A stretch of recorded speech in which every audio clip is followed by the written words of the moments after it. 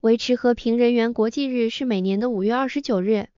旨在纪念世界各地的维和人员为维护国际和平所做出的贡献和牺牲。维和人员是由联合国或其他国际组织派遣到冲突地区执行任务的人员，他们的任务包括维护和平、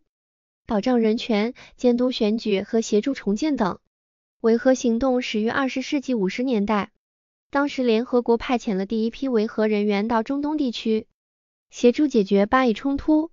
此后，联合国和其他国际组织陆续派遣维和人员到世界各地，包括非洲、亚洲、欧洲和拉丁美洲等地。在这些维和行动中，维和人员面临的风险非常高，他们可能会遭遇恐怖袭击、遭受攻击、感染传染病或面临其他危险。此外，维和人员还必须应对压力、孤独和家庭分离等问题。为了纪念维和人员的勇气和牺牲精神，联合国于2002年宣布5月29日为维持和平人员国际日。此外，联合国还成立了维和人员纪念馆，以纪念在维和行动中牺牲的人员和他们的贡献。除了纪念维和人员，维持和平人员国际日还旨在提高公众对维和行动的认识和支持。这些行动对于缓和冲突、促进和平和推动可持续发展至关重要。因此，我们应该感激所有为维护国际和平而努力的人员，包括维和人员、志愿者、工作人员和其他支持人员。在此，我们可以回顾一下维和行动中的一些重要事件和贡献。例如，在1994年至1995年期间，联合国派遣了一批维和人员到卢旺达，以防止卢旺达种族灭绝事件的发生。这次行动中，维和人员面临着非常危险的情况，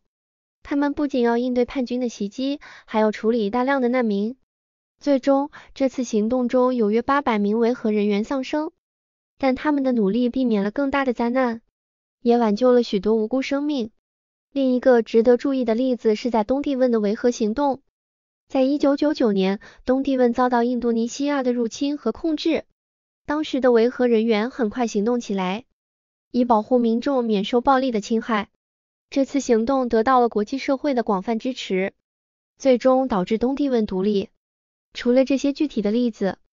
维和人员在各种行动中都发挥着重要的作用，帮助缓解冲突、建立和平和促进发展。这些人员来自世界各地，包括许多发展中国家，他们为了实现国际和平而不辞辛劳的工作。但是，维和人员仍然面临许多挑战和障碍，例如缺乏适当的资源和支持，以及面临政治和军事压力等。这些问题需要得到解决，以确保维和人员能够在安全和有效的环境中工作，从而实现和平和可持续发展的目标。总之，维持和平人员国际日是一个重要的纪念日，让我们可以回顾过去的成就，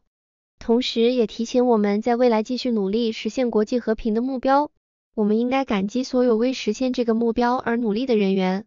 尤其是那些在维和行动中表现出勇气和奉献精神的维和人员。让我们一起致力于建立更加和平和稳定的世界，这样每个人都能生活在更好的环境中。